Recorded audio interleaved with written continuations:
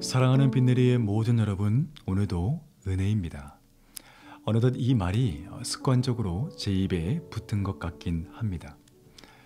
여러분, 날마다 우리가 주의 은혜를 사모할 수 있다는 것이 참 감사한 것입니다. 왜냐하면 내 안에 은혜가 없으면요, 더 큰 은혜를 사모할 수 없기 때문입니다.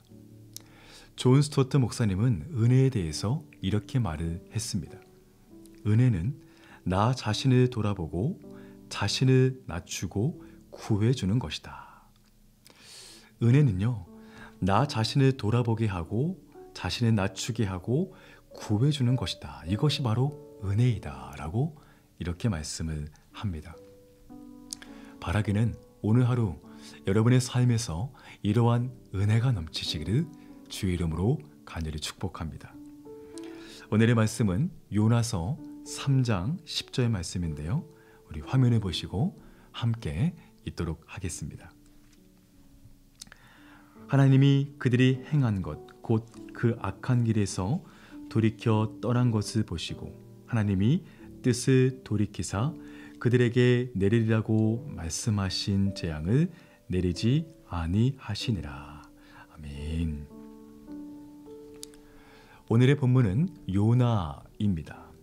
하나님은 이 요나에게 먼저 말씀하시기를 너는 가서 니느웨에 가서 복음을 전할 것을 말씀을 하십니다. 그런데 이 요나가 그러한 하나님의 명령에 순종하지 않습니다. 그리고 오히려 니느웨와 정반대 방향으로 도망가기 시작하죠. 그랬더니 하나님은 이 요나를 바다에 빠뜨리게 하십니다. 그리고 바다에서 큰 물고기를 통해 요나를 삼키게 하셨다가 다시 육지에 토해내게 하셨습니다. 그리고 오늘의 본문에서 하나님은 다시금 요나에게 니느웨로 갈 것을 말씀을 하십니다. 이 당시 요나는 자신의 원수 국가였던 니느웨에 가서 복음을 전하는 것이 자신의 생각과 계획에 전혀 맞지 않았습니다. 그래서 순종하지 않았던 것이죠. 그리고 그러한 이방인들이 복음을 듣고 구원을 받는 것 역시 자신의 생각으로 너무 불공평하다고 생각을 했던 것입니다. 여러분, 우리도 때로는 이 구원에 대해서 많은 생각과 논쟁을 벌이기도 합니다. 어떤 사람에 대해서는 충분히 구원받을 수 있는 사람이라고 생각하기도 하고요. 또 어떤 사람에 대해서는 저런 사람은 도무지 구원받을 수 없어라고 생각하고 판단합니다. 나만의 경험과 생각, 논리를 가지고 하나님의 구원에 대해서 해석하려 한다는 것이죠. 여러분, 그런데 그것은 우리 신앙의 가장 어리석은 행동입니다. 왜냐하면 구원은 전적으로 하나님의 뜻에 달려있기 때문입니다. 그래서 우리가 구원에 대해서는 감히 판단하고 해석할 수가 전혀 없다는 것이죠. 오늘 본문의 요나는 처음에는 그런 생각을 했습니다. 니느웨 백성들이 구원받는다는 것을 자신의 생각으로 도무지 받아들일 수 없었습니다. 그러나 하나님은 전적인 그분의 섭리 가운데 3장 서두에 보니까요, 요나가 그곳에 가서 복음을 증거하게 하십니다. 그리고 요나는 이 백성들에게 강력하게 회개의 복음을 선포하죠. 그랬더니 니느웨 백성들이 그 회개의 복음을 듣고 금식하고 베옷을 입으며 주님 앞에 통곡하며 부르짖기 시작합니다.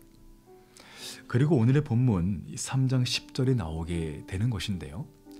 오늘 본문에서 우리가 함께 살펴보면 조금 우리가 잘 이해되지 않는, 때로는 오해할 수 있는 그런 말씀이 있습니다. 하나님이 그들의 행한 것, 곧 그 악한 길에서 돌이켜 떠난 것을 보시고 하나님이 뜻을 돌이키사 그들에게 내리라고 말씀하신 재앙을 내리지 아니하셨다, 이렇게 말씀을 합니다. 하나님은 니느웨 백성들의 회개를 보셨습니다. 그리고 그분의 뜻을 돌이키셔서 그들에게 원래 내리려고 했던 그 재앙을 내리지 않으셨다라고 말씀하고 있는 거죠.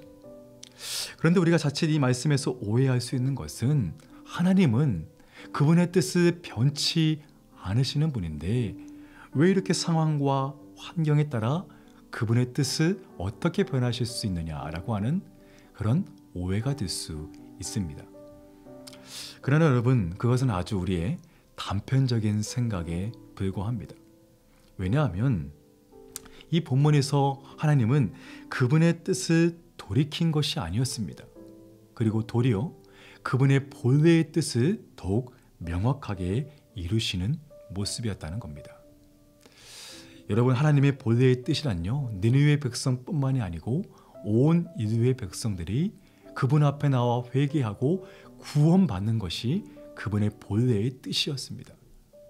그러나 여전히 자신의 죄악으로 주 앞에 나오지 않는 백성들에게 때로 사랑의 매를 드시기도 한다는 것이죠. 우리의 삶에서도 마찬가지입니다. 여러분, 우리가 가정에서 아이들을 키우면, 물론 미국에서는 아이를 체벌하면 큰일이 나겠지만 한국에서는 여전히 아이들을 양육할 때 부모들이 이렇게 엄중하게 훈육을 하기도 합니다. 부모로서 그 아이를 너무 사랑하고 그 아이가 올바른 인생으로 살아갈 수 있도록 때로 사랑의 매를 들 때도 있다는 것이죠. 물론 내 사랑하는 아이에게 이 매를 들 때 이 부모의 마음은 더욱 아프고 찢어집니다. 하지만 사랑할수록 사랑하기에, 또 사랑한 만큼 그 아이를 위해 때로 엄중하게 부모로서 다가갈 필요가 있다는 것이죠. 잠언 13장 24절 말씀 보니까요, 매를 아끼는 자는 그의 자식을 미워함이라, 자식을 사랑하는 자는 근실을 징계하느니라 라고 말씀합니다. 하나님은 본문에서 니느웨 백성들을 향한 그분의 재앙을 내리시려고 했다가 그냥 뜻을 거두시는 그런 모습이 아니었습니다. 니느웨 백성들을 향한 하나님의 본래의 뜻은 그들이 구원받는 것이었습니다. 그들을 너무나 사랑하셨다는 거죠. 그러기에 그 하나님의 사람 요나를 그곳에 보내셔서 그들도 회개하도록 하신 것입니다. 만약 그들이 그 회개를 듣고 순종하지 않는다면 재앙을 내려서라도, 심판을 해서라도 그들이 다시금 돌아와 구원받기를 원하셨다는 것입니다. 여러분, 이것이 바로 하나님의 본래의 뜻이었습니다. 상황과 환경에 따라서 그분의 뜻을 돌이킨 것이 아니고 오히려 그분의 뜻을 견고하게 이루시는 그런 모습이었다는 것입니다. 사랑하는 여러분, 우리도 때로 하나님을 이렇게 오해할 때가 있습니다. 우리 기대와 우리의 바람대로 하나님께서 응답하시지 않는다면 우리는 실망에 빠질 때가 있습니다. 그리고 혹시 내 기도에 하나님께서 반대로 응답하시면 그 응답에 대해서 하나님을 신뢰하지 못할 때가 있습니다.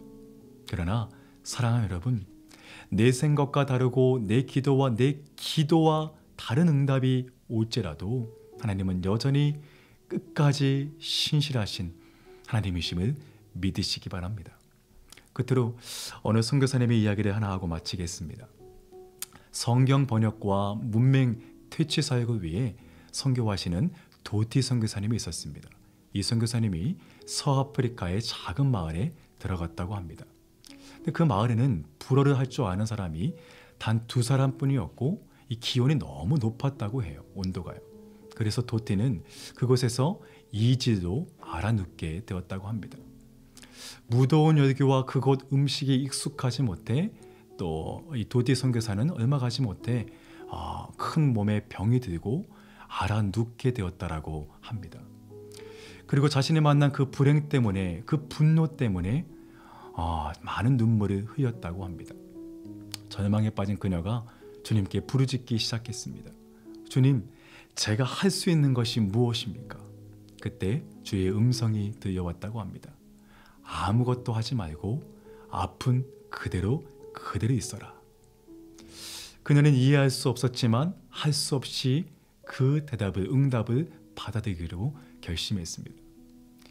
그 마을의 추장은 이 정령을 숭배하는 그런 우상 숭배자였습니다. 그러나 도티가 이 아픈 소식을 듣고 그를 크게 염려하면서 이 가까운 교회에서 2명의 그리스도인들을 불러 그녀를 위해 기도하도록 허락했다고 합니다.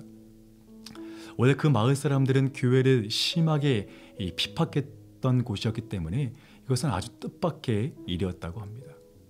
그리스도인들의 기도로 도티가 회복되자 이 추장은 그 마을에서 불어를 할 줄 아는 두 사람에게 교회에 가도 좋다는 허락을 했다고 합니다. 그리고 이 복음을 들은 그 두 사람 중 한 사람은 예수를 믿게 되었고 이후 그 지역 많은 사람들이 많은 예수를 믿게 되었다는 그런 소식이 듣게 되었다고 합니다. 하나님께서 자신에게 말씀하신 너는 아무것도 하지 말고 그대로 누워있으라는 그 말씀을 들었을 때 도무지 이해할 수 없었습니다. 하지만 아무것도 할 수 없는 그 누워있는 그때에 하나님은 그를 통하여 더 놀랍게 역사에 가셨다는 것입니다. 결국 이 사건을 통해 이 도티 선교사님은 하나님께서 자기에게 요구하시는 것이 다른 무엇도 아니고 오직 신실한 믿음뿐이었다는 것을 알게 되었습니다. 사랑하는 여러분, 우리가 오직 의지할 것은 한 가지입니다. 어떤 상황과 환경이 와도 신실하신 그 하나님을 믿고 따르는 것, 그것이 바로 우리의 유일한 신앙이라는 것입니다. 바라보라는 것은 오늘 하루도 신실하신 하나님을 믿고 바라보며 우리의 삶 가운데 승리할 수 있는 우리 모두가 되기를 간절히 축복합니다. 함께 기도하겠습니다. 사랑과 은혜가 많으신 주님 감사합니다. 우리의 생각과 우리의 기대와 우리의 바람과 다르다 할지라도 전능하신 주님의 섭리와 하나님의 신실하심을 믿는 믿음으로 살아가게 하여 주시옵소서. 그러할 때 우리의 삶에서 역사하시는 하나님의 더 큰 응답을 경험하는 우리의 삶 오늘 하루가 되게 하여 주시옵소서. 감사드리오며 예수님의 이름으로 기도합니다. 아멘. 계속해서 여러분의 기도 제목 가지고 오늘 하루를 믿음으로 승리하시기를 믿음으로 간절히 축복합니다. 함께 기도하겠습니다.